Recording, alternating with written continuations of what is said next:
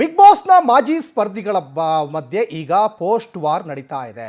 Big ಬಾಸ್ನ ಖ್ಯಾತಿ ಅಶ್ವಿನಿ ಗೌಡ ಈಗ ಹೊಸ ಪೋಸ್ಟ್ ಮಾಡಿದ್ದಾರೆ. ಬಿಗ್ ಬಾಸ್ ಖ್ಯಾತಿಯ ಅಶ್ವಿನಿ ಗೌಡ ಈಗ ಹೊಸ ಪೋಸ್ಟ್ ಮಾಡಿದ್ದಾರೆ.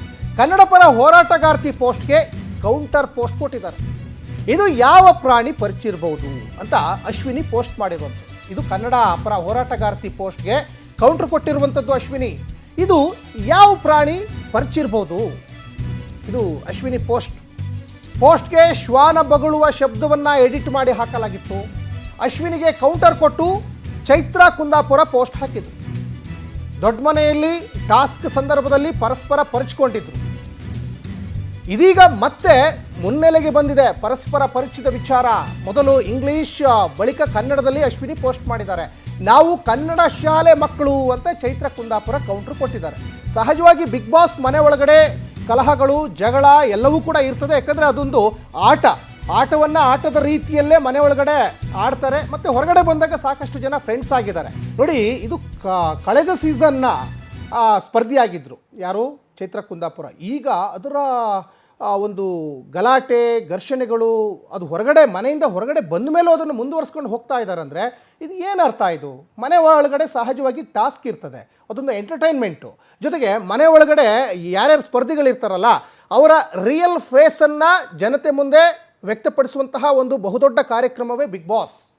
ಆದರೆ ಇದನ್ನು ಹೊರಗಡೆ ಬಂದ ಮೇಲೂ ಕೂಡ ಮುಂದುವರಿಸ್ತಾ ಇದ್ದಾರೆ. ಅಂದರೆ ಇದು ಏನು ಅರ್ಥ ಕೊಡ್ತದೋ ಗೊತ್ತಾಗ್ತಾ ಇಲ್ಲ. ಕನ್ನಡ ಪರ ಹೋರಾಟಗಾರ್ತಿ ಪೋಸ್ಟ್ಗೆ ಅಶ್ವಿನಿ ಈಗ ಕೌಂಟ್ರ್ ಕೊಟ್ಟಿದ್ದಾರೆ.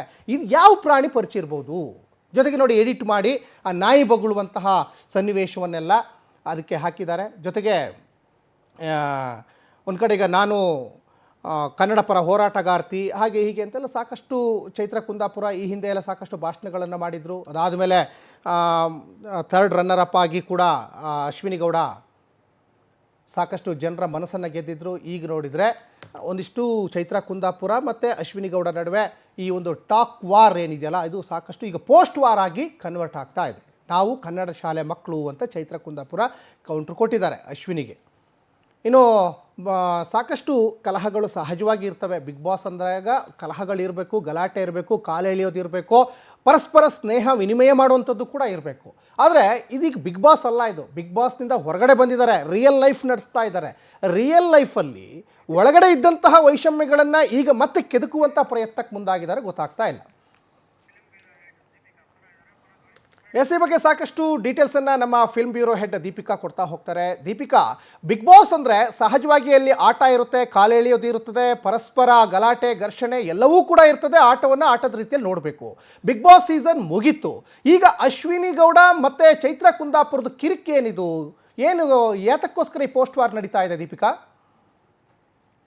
ಸಚಿನ್, ನಾವು ಗಮನಿಸಬಹುದು, ಬಿಗ್ ಬಾಸ್ ಮುಗ್ದ್ರು ಕೂಡ ಇಷ್ಟು ವರ್ಷದ ಸೀಸನ್ಗಳಲ್ಲಿ ನಾವು ಒಬ್ಸರ್ವ್ ಮಾಡೋದಾದ್ರೆ ಎಲ್ಲಾ ಸೀಸನ್ಗಳು ಕೂಡ ಬಿಗ್ ಬಾಸ್ ಮುಗ್ದ ಮೇಲೆ ಒಂದು ಅನ್ಯೂನ್ಯತೆ ಇರ್ತಿತ್ತು. ಒಬ್ರನ್ನೊಬ್ರು ಭೇಟಿ ಆಗೋದು, ಒಂದು ಗೆಟ್ ಟುಗೆದರ್ ಅನ್ನ ಆಫ್ಟರ್ ಬಿಗ್ ಬಾಸ್ ಎಲ್ರು ಕೂಡ ಮಾಡ್ತಾ ಇದ್ರು. ಆದ್ರೆ ಈ ಬಾರಿಯ ಬಿಗ್ ಬಾಸ್ ಸೀಸನ್ 12 ಏನಿದೆ ಅದರಲ್ಲಿ ಯಾವುದೇ ರೀತಿಯಲ್ಲಿ ಆ ತರದ ಒಂದು ಗೆಟ್ ಟುಗೆದರ್ ಆಗ್ಲಿ, ಒಬ್ಬರನ್ನೊಬ್ರು ಮೀಟ್ ಆಗೋದಾಗ್ಲಿ, ಪರಸ್ಪರ ಮಾತುಕತೆಯಾಗಿ ನಡೆದಿರೋದು ಎಲ್ಲೂ ಕೂಡ ಕಂಡು ಬಂದಿಲ್ಲ, ಎಲ್ಲೂ ಕೂಡ ಸುದ್ದಿ ಆಗಿಲ್ಲ. ಅದರಲ್ಲೂ ಎಸ್ಪೆಷಲಿ ಅಶ್ವಿನಿ ಗೌಡ ಮತ್ತೆ ಚೈತ್ರ ಕುಂದಾಪುರ ನಡುವೆ ಏನು ಟಾಸ್ಕ್ ವಿಚಾರದಲ್ಲಿ ಒಂದು ಮೈಪರಚುವಂತಹ ಒಂದು ಇನ್ಸಿಡೆಂಟ್ ನಡೆದಿತ್ತು. ಅದಕ್ಕೆ ಸಂಬಂಧಪಟ್ಟಂತೆ ಇದೀಗ ಮುನ್ನೆಲೆಗೆ ಆ ಸುದ್ದಿ ಬಂದಿರುವಂತದ್ದು. ಯಾಕಂದ್ರೆ ಒಂದು ಟಾಸ್ಕ್ ಇರುತ್ತೆ, ಆ ಟಾಸ್ಕ್ ಅಲ್ಲಿ ಅವರನ್ನ ಕಂಟ್ರೋಲ್ ಮಾಡ್ಬೇಕಾಗತ್ತೆ. ಯಾಕಂದ್ರೆ ಯಾವುದೇ ರೀತಿಯಲ್ಲಿ ಕಂಟ್ರೋಲ್ ಮಾಡದಿದ್ರೆ ಅವರು ಆ ಟಾಸ್ಕ್ ಅನ್ನ ಗೆಲ್ಲುವಂತಹ ಒಂದು ಪರಿಸ್ಥಿತಿ ಎದುರಾಗಿತ್ತು. ಅದಕ್ಕೆ ಸಂಬಂಧಪಟ್ಟಂತೆ ಒಬ್ರಿಗೊಬ್ರು ಟಗಾಫರ್ ಕೊಡ್ತಾರೆ, ಒಬ್ರನ್ನೊಬ್ರು ಬಿಟ್ಕೊಡೋದಿಲ್ಲ. ಅಂತ ಸಂದರ್ಭದಲ್ಲಿ ಅವರ ಕೈಯಲ್ಲಿ ಉಗುರ ಇರೋದ್ರಿಂದ ಸಾಮಾನ್ಯವಾಗಿ ಇಬ್ರು ಕೂಡ ಮೈ ಮೇಲೆ ಪರಚುವಂತಹ ಒಂದು ಪ್ರಮೇಯ ಕೂಡ ಆಗತ್ತೆ. ಅದಾದ ನಂತರ ಕೂಡ ಅದನ್ನ ಒಬ್ರಿಗೊಬ್ರು ಮಾತಾಡ್ತಾರೆ ಟಾಸ್ಕ್ ಮುಗ್ದಾದ ಮೇಲೂ ಕೂಡ. ಆದ್ರೆ ಅದನ್ನೇ ಇದೀಗ ಮನ್ಸಲ್ಲಿ ಇಟ್ಕೊಂಡು ಮುಂದುವರಿಸ್ತಾ ಇರುವಂತದ್ದು ಎಷ್ಟು ಸರಿ ಅನ್ನುವಂತ ಕೂಡ ಒಂದು ಮಾತು ಎದ್ದೇಳ್ತಾ ಇದೆ. ಯಾಕಂದ್ರೆ ಬಿಗ್ ಬಾಸ್ ಮುಗ್ದ ಮೇಲೆ ಅದೆಲ್ಲವನ್ನ ಅಲ್ಲೇ ಬಿಟ್ಟು ಹೊರಗಡೆ ಬಂದು ಹೊಸ ರೀತಿಯಲ್ಲಿ ಒಂದು ಬಾಂಧವ್ಯವನ್ನ ಮುಂದುವರಿಸಬೇಕಾಗತ್ತೆ. ಆ ಒಂದು ಇನ್ಸಿಡೆಂಟ್ ಅನ್ನ ಅಥವಾ ಆ ಒಂದು ಸಿಚುವೇಶನ್ ಅನ್ನ ಇಬ್ರು ಕೂಡ ಇಲ್ಲಿ ಕಂಟಿನ್ಯೂ ಮಾಡೋದಿಲ್ಲ, ಒಬ್ರಿಗೊಬ್ರು ಕಾಲೆಳೆಯುವಂತ ಪ್ರಯತ್ನವನ್ನ ಕೂಡ ಮಾಡ್ತಾರೆ. ಒಂದು ಕಡೆ ಅಶ್ವಿನಿ ಅವರು ಒಂದು ಪೋಸ್ಟ್ ಹಾಕೋದ್ರ ಮೂಲಕ ಸಾಕಷ್ಟು ಅವರ ಒಂದು ಮೈಗೆ ಪರ್ಚಿರುವಂತ ಒಂದು ಫೋಟೋಗಳನ್ನ ಹಾಕೋದ್ರ ಮೂಲಕ ಇದು ಯಾವ ಪ್ರಾಣಿ ನನ್ನ ಮೈಗೆ ಪರ್ಚಿರೋದು ಅಂತ ಹೇಳಿದ್ರೆ ನಾನು ಬಹುಮಾನ ಘೋಷಿಸ್ತೀನಿ ಅನ್ನುವಂತ ಮಾತನ್ನ ಹೇಳ್ತಾರೆ. ಇದಕ್ಕೆ ಪ್ರತ್ಯುತ್ತರವಾಗಿ ಚೈತ್ರ ಕುಂದಾಪುರ ಅವರು ಕೂಡ ನಾನು ಟಾಸ್ಕ್ ವಿಚಾರವಾಗಿ ಮೈಯಲ್ಲಿ ಪರ್ಚಿದ್ದೀನಿ, ಅದನ್ನ ಅಲ್ಲೇ ಬಿಡ್ಬೇಕು, ಅದನ್ನ ಮತ್ತೆ ತರುವಂತಹ ಪ್ರಯತ್ನ ಮಾಡಬಾರ್ದು ಅನ್ನುವಂತ ಒಂದು ಮಾತನ್ನ ಕೂಡ ಹೇಳ್ತಾರೆ. ಇನ್ನೊಂದು ಕಡೆ PR ಆಕ್ಟಿವಿಟೀಸ್ ಬಗ್ಗೆ ಕೂಡ ಮಾತುಕತೆ ಮುಂದುವರಿಯುತ್ತೆ. ಚೈತ್ರ ಕುಂದಾಪುರ ಅವರು PR ಹಿಡ್ಕೊಂಡು ಮಾಡಿದ್ದಾರೆ ಅನ್ನುವ ಮಾತನ್ನ ಅಶ್ವಿನಿ ಅವರು ಹೇಳ್ತಾರೆ. ಆ ಸಂದರ್ಭದಲ್ಲಿ ಚೈತ್ರ ಅವರು ಕೂಡ ನಾನು ಯಾವುದೇ PR ಆಕ್ಟಿವಿಟೀಸ್ ಮಾಡ್ಕೊಂಡಿಲ್ಲ, ನನಗೆ ಯಾರು PR ಇಲ್ಲ, ನಾನು ಕನ್ನಡ ಮೀಡಿಯಂ ಅನ್ನುವಂತ ಮಾತನ್ನ ಕೂಡ ಅವರು ಹೇಳ್ತಾರೆ. ಒಬ್ರಿಗೊಬ್ರು ಸಾಮಾಜಿಕ ಜಾಲತಾಣದಲ್ಲಿ ಕಾಲೆಳೆಯುವಂತ ಪ್ರಯತ್ನ ಮಾಡ್ತಾ ಇರುವಂತದ್ದು ಸದ್ಯಕ್ಕೆ ಇದು ಎಲ್ಲಾ ಕಡೆ ವೈರಲ್ ಆಗ್ತಾ ಇದೆ. ಅಚಿನ್, ಧನ್ಯವಾದ ದೀಪಿಕಾ ತಮ್ಮೆಲ್ಲ ಡೀಟೇಲ್ಸ್ಗಾಗಿ.